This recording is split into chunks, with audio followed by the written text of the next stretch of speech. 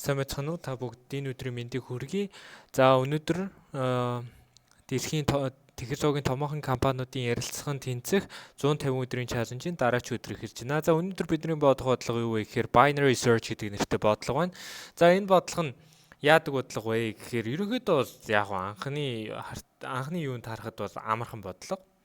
За тэнгууд дараачийн харуул одоо хэдүүцнгийнх нь хувьд overflow гэдэг энэ одоо time complexity-тэй бодох хэрэгтэй гэдэг нь. За тэгэхээр хэдүүзээ яах вэ гэвэл ямар нэг array өгдөн тэр array-ээс өгөгдсөн target-ийг хэдүүзээ олох нь. За жишээ нь одоо 4 биш үү? Энэ 9 шүү дээ, тий? 9-ийн индексноор 4-ийг тэгэхээр хэдүүзээ буцаагна шүү дээ. За асуулт бас үнэхээр одоо амархан ойлгомжтой байгаа гэж найдаж байна. Хэдүүзэнд нь баахан тоонууд өгөгдөх нь шүү дээ. Нэг array өгөгдөх нь байна. 5 9 12. За ийм array өгөгдөх нь байна. За энэ array-с хэдүүзээ зорилттой энэ target тоог олох нь байна. Тэг 9 гэдэг тоог олох нь байна. За тэгэнгүүт хэдүүзэнгийнх нь ярилцсан дээр асуулаа гэж бодъё л да. За энэ тоог олоо. 9 гэдэг тоог ол гэд хэдүүзэнгээс нь асуулаа гэж бодъё. За тэгвэл магадгүй энгийн хүн яаж хийж болох вэ гэвэл за нэгээс ихсээд шалгая 1 биш байна. Тиг биш байна, 3 биш байна, 5 биш байна. За 9 мөн байна те. За тэгэхээр энийг ингэж олох. За энэний time complexity юу болох вэ гэвэл O of n болох нь. Хэдүүлээ илүү хурдан хугацаанд яаж энэ хурдан хугацаанд ажиллаж болохоор кодыг яаж хийж болохоор хэдүүлээ бодох хэрэгтэй. За хэдүүлээ хамгийн гол өгөгдсөн өгөгдөл юу байгаа вэ гэвэл sorted гэдэг зүйл байгаа. За тэгэхээр sorted гэдэг нь юу гэсэн үг вэ гэхээр ирэмбэлсэн гэсэн үг шүү дээ тий. Багаас нь их рүү ирэмбэлсэн байгаа тэр тоонуудаас хэдүүзээ target tog хэдүүзээ олох нь байна.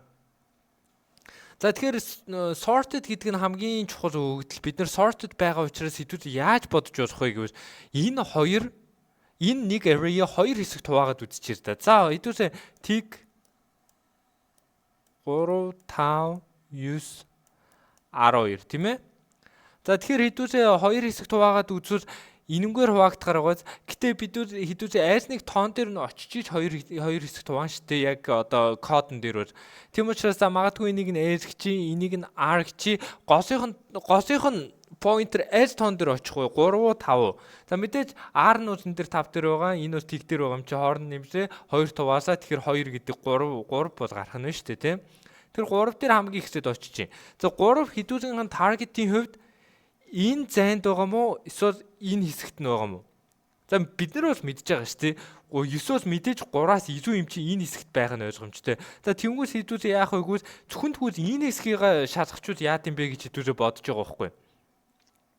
Тэгвэл энэ дээр ирлээ. L нь энэ дээр ирчихсэн тий. Яг тэгвэл хэдүүзээ энэ хэсгийг шалгах хэрэгтэй болчихж байгаа юм чи энэ хэсгийг шалгах хэрэгтэй. Энэ хэсгийг шалгах хэрэгтэй болчихж байгаа учраас хэдүүзээ L-ийг энд аваад ирье. За тэгвэл дараа нь дахиад хэдүүзээ голынх нь элементээ олно шүү дээ. Голынх нь элементээ олоод үзчих чи хэдүүзээ 9 гэдэг юу гараад ирлээ. Хариу гараад ирлээ.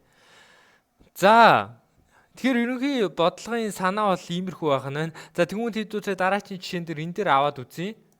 Binary search-ийг одоо энд хийж үзье. За ингээд 12 те. Тоо. За тэгвэл хэдүүзээ binary search-ийг энд хийгээд үзвэл хэдүүрийн нь олох гэж байгаа тоо бол 2. За 2-оос энд байхгүй байгаа. Гэтэ хэдүүзээ binary search хийж яаж энэ хасхныг энэ 2 байхгүй байна гэдгийг гаргах вэ гэдэг. За тэгэхээр binary search гэдэг нь энэ байх нь шүү дээ. 2 хэсэгт хуваадаг. Тэгэхээр энд нь s, энд нь r гэж өгөөд хэдүүзээ энэ array-а 2 хэсэгт хуваах нь. За 2 хэсэгт хуваахдаг голынх нь элементийг олж байгаа тий. За энэ дээр нь mid гэдэг элементийг нь хийж. Энд ирсээ тэнгуү хэдүүзээ таргеттайгаа харьцуулаад үзэн штэ 3 бол 2-оос илүү вэ штэ одоо голд нь байгаа. Тийм учраас 2 нь хаана байж болох вэ гэвэл энд л байж болох байхгүй. Энд бол байж болохгүй штэ. Яг гэвэл энэ бол багаас нь их рүү ирэмбэлсэн байгаа учраас 3-ын баруун талд байгаа тоонууд нь бүгдээрээ дандаа их тоонууд байна гэж хэдүүзээ шууд бол ойлгож болно. За тэгвэл хэдүүзээ энэ хэсэг шалгалтаа хийхин тулд энэ R-ыг энд аваачих хэрэгтэй байгаа шүү дээ.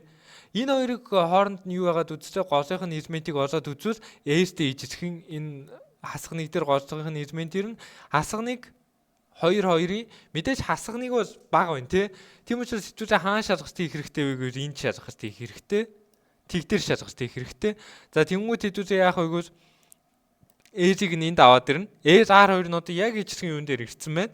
За тэгээд S12-ыг нь оронд нэмсээ голынх нь изментик бас мэдээж тэг дээрээ бас л байна. За тэг 2-2-ын хувьд бол яг үгүй 2 бол мэдээж илүү штэ тий. 2 илүү байгаа юм чинь мэдээж баруун талд нь шалгалт хийх хэрэгтэй. Баруун талд шалгалт хийхин тулд хэдүүс яг үгүй S-ийг 3 руу авчрах хэрэгтэй штэ. S-ийг 3 руу авчрах хэрэгтэй тий. Яг тэгвэл хэдүүсээ юуг бодож байгаа вэ гэвэл баруун талд байгаа энэ хэсэгт л 2 байгаа юм байна гэдгийг хэдүүсээ тгийн хувьд бол бодох нь.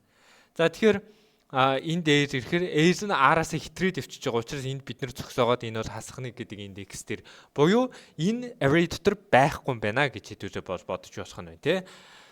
За ерөнхий бол бодлогын санаа энэ тэгэхээр binary search гэдэг зүйлсийг бол маш олон газар маш олон сонирхолтой бодлогууд дээр ашигладаг.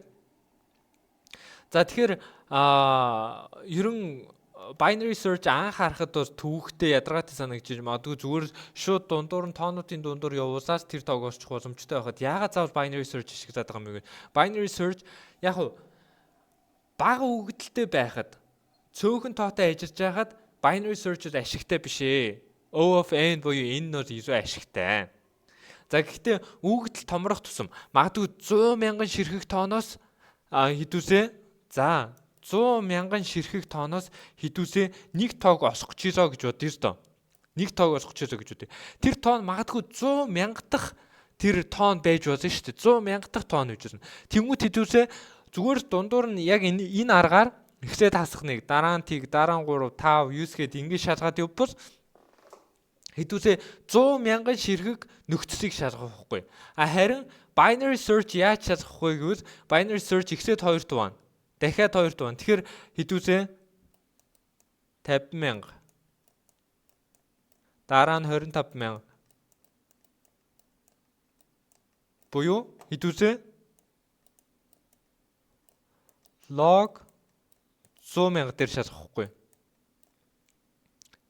Тэгэхээр мэдээж 100,000 ширхэг тоог шалгаж ирснээс log 100,000 буюу за энэ бол 2-ын зэрэгтэй байгаа. Тийм учраас 100,000 одоо 2-ын хэдэн зэрэг байх уу гэж бодож үзвэл 2-ын за магадгүй нэг 100 хэдэн зэрэг гэж байжгүй дээ тий бодвол. За тэгвэл тэр хавцаа. Тэгвэл 2-ын 100 хэдэн зэрэг гэхээр 100 хэдэн удаагийн тоогоос хэдүүлэн шалгаж байгаа байхгүй 100,000 ширхэг тоо биш. Тийм учраас binary search зүгээр энгийн search-ээс бас энэмгээр ялгаатай илүү хурдан хугацаанд хийждэг, илүү ашигтай кодыг бид нэр бичих боломжтой байна шүү дээ тий. За тэгэхээр энэ бодлого ойлгомжтой байсан байх гэж найдаж байна. За хэдүүлээ одоо код чирж үзье энэ кодоо. За хэдүүлээ код чирж үзье. За код чирхийн тулд хэдүүлсэнд нь юу хэрэгтэй вэ гэвэл 2 pointer хэрэгтэй шүү дээ. S R гэдэг. За тэр нь намсын size-ийн хасган нэгээс ихсэх хэрэгтэй шүү дээ.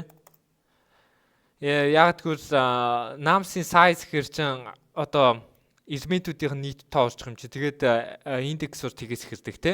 Тийм учраас хэдүүлээ ингэж бичих нь байна. За дараа нь хэдүүлсэнд нь юу хэрэгтэй вэ гэвэл while гэдэг юу loop хэрэгтэй.